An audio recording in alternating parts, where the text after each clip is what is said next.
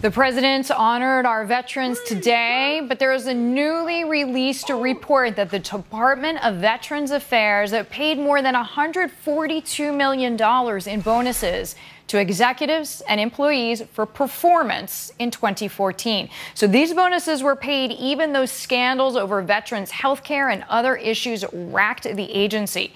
Former Florida Congressman, retired Colonel Allen West is with me now. Congressman, so glad you're here. How upsetting is this? Well, Deidre, it's great to be with you, and it's incredibly upsetting because on this Veterans Day, you had the Secretary of Veterans Affairs, Mr. McDonald, come out this morning. You had the president come out and make his statements, but it's just rhetoric. It's just empty rhetoric. To know that $142 million were paid out in bonuses to the employees and the executives in Wisconsin who are responsible for the overprescribing of drugs that cost the life of a veteran. The fact that in Denver right now, the VA hospital there is a huge cost overrun, and they were still paid a bonus.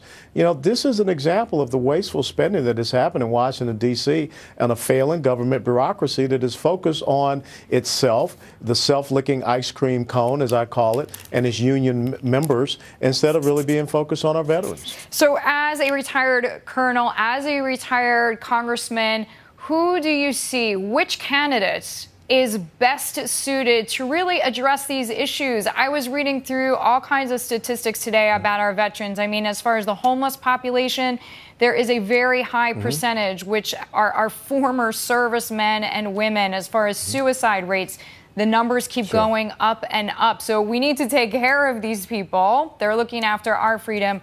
Which candidate understands that best?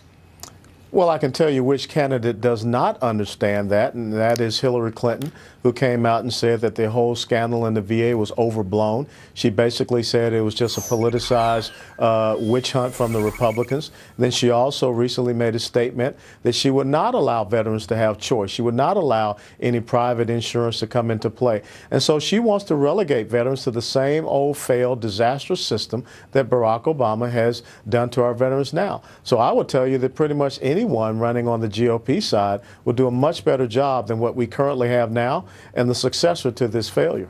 All right, sir. We thank you so much for the time. Glad to have you here. Former Florida Congressman, retired Colonel Allen West. Thank you, sir.